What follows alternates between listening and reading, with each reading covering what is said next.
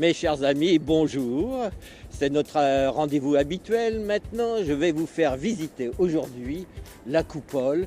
C'est la coupole de la Belle Époque. L'originalité du lieu, surtout, c'est surtout la clientèle. Il y avait le célèbre photographe américain Man Ray avec Kiki de Montparnasse. Je peux même vous dire qu'auparavant, à la place de cette sculpture qui a été installée ici en 1988, il y avait une vasque avec de l'eau. Et bien tout simplement, Kiki s'est mise nue et a grimpé dans cette vasque pour se baigner nue. C'est Joséphine Baker.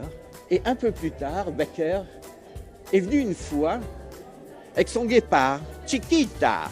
Elle avait un guépard, elle est venue une fois, bon, elle a foutu la frousse à tout le monde et on l'a prié de ne plus revenir avec.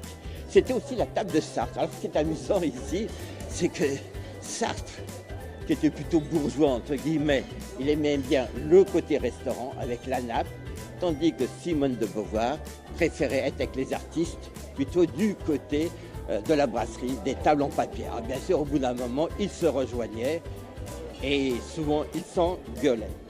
En 68, ce cher Cohn-Bendit aimait quand même bien manger. Il est venu ici avec un copain qui s'appelait Omar et il a réclamé à manger du homard. Et comme on ne le servait pas assez vite, Cohn-Bendit est monté sur une table pour gueuler du homard, pour Omar.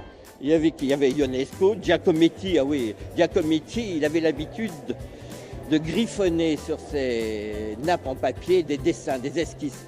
Malheureusement, aux grandes dames des serveurs, il emportait toujours avec lui ses grébouillis. Et c'est là où s'est déroulée l'une des plus belles histoires d'amour de France et de l'univers. Je vais vous raconter. Suivez-moi.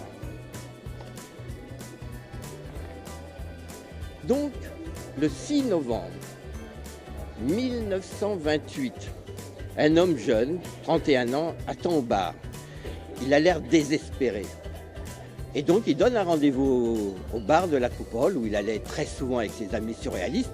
Il était devenu communiste depuis 1 an ou 2, de reste. Et arrive dans un manteau de fourrure, et ben, qui ça? Elsa Triolet. Et c'est le coup de foudre immédiat.